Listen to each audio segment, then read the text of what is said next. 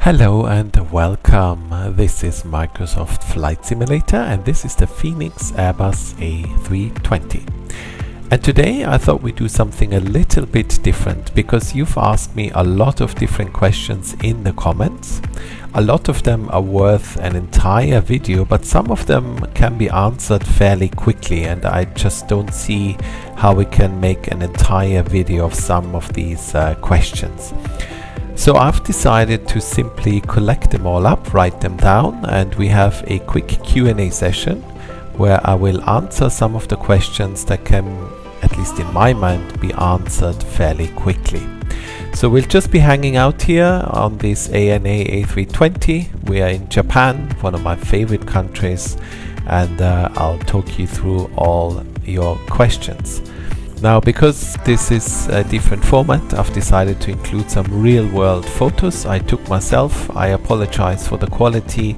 These pictures were just taken with my mobile phone, but I decided to take them to make the point and to give you a bit more background information. Okay, let's get started.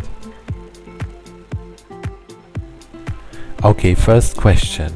What happens with the brake fan once you're flying? In other words, is it possible to switch on the brake fan when the gear is already retracted to cool down the brakes? The answer is no. Once you get airborne, the Airbus will automatically switch off the brake fan, even if you have left it on. And therefore, the only way to cool down the brakes is to leave the gear extended. So as long as you're airborne, the aircraft will actually not allow you to use the brake fan. And this brings me to another question. Someone asked in the comments, so how hot do brakes actually get usually? Do they really get this hot? And I understand the question because in the simulator the brakes actually don't get very hot at all. And I have to say this is one of the things that is not very realistic. I'm going to show you a picture here that I took on one of my last flights. So this was after a landing on a fairly long runway, but we were quite heavy. We were using auto brake low, idle reverse, but we did have to do some manual braking in the end to leave the runway a bit quicker because we had another aircraft behind us.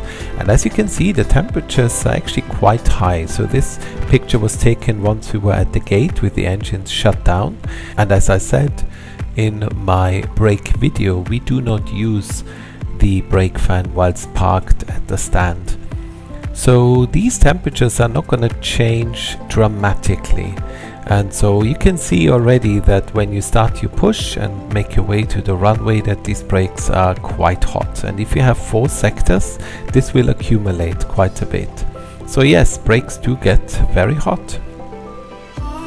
Okay, there were still a few questions regarding my video about all these lights here. I tried to cover as much as I can, but unfortunately I forgot a few things and I would like to apologize for that. So one of the questions was regarding the wing lights. What's the procedure exactly with the wing lights? Now, I told them that at my company we switch them on during night operations before we start the engines. It helps the ground staff to better see the engines during startup, and once the engines are running we switch them back off. We also use them when we look for ice on the walk around. So if one of my colleagues does the walk around and wants to see if there's any icing on the wings, we tend to switch them on. However, I've just flown with a different company as a passenger and I noticed they switch the wing lights on when they start the pushback and leave them on until 10,000 feet. And this happened on both sectors. Both sectors were at night time. I took a picture. I don't know if this is something they do all the time or only during the night time, but as you can see, different companies have different ideas of when and how to use the wing lights. And let's be honest, the wing lights are actually quite useful in that regard. They are bright, they're on the side of the aircraft, and they make you a lot more visible during the night hours. So I can see where they're coming from. Another thing was the runway turn-off lights and the nose lights. I told you that we switched them on when we enter the runway, so the runway turn-on lights, that is. The taxi lights come on when we start taxi, and when we enter the runway we move them to takeoff. And when we move the flaps to 0, both of them come off. But when do they come back on? Well, in my company they come back on when we put down the gear. So it's one movement. You put the gear down, you put those two lights on. So that's how that works. And that brings me to the landing lights. You may remember I told you can use the landing lights as a slight brake. Gives you an extra 100 feet per minute. As someone pointed out, this will also increase your fuel flow by exactly 1%. That is, of course, absolutely correct. But I have a picture here for you, and this is from one of our Neos. As far as I'm aware, this is an optional extra on the Neos. I don't know how many airlines have chosen this option, but we have. So what you see here is one big light. It's located at the wing root, and this is now your runway turn-off lights, your taxi light, your takeoff light, and your landing light all in one. So all the light bulbs I've shown you in my lights video have actually disappeared from the Neo, and you only have this one thing. Makes sense, makes it a lot more efficient. All these big lights obviously cause drag. They are now gone, but of course it also means you cannot use photon brakes anymore on the Neo because it's all in this one place. And then someone asked, can you please talk a little bit about engine cooldown time and warm-up times? Yes, certainly can do. It's actually quite simple, and this is almost across the board with all engine types.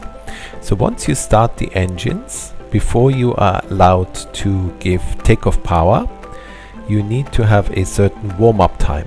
You cannot apply full power or flex power to an engine that is still cold. So the warm-up time is usually 2 minutes. The only exception is the Neo, at least in my company, because we have the LEAP engines, and there it needs to be 3 minutes. So the timer starts from the moment both engines are running, and then you need to make sure that they were running for 2 minutes before you apply takeoff power. Cooldown time is 3 minutes for each and every engine type. So when does the cooldown time start? Well, it depends.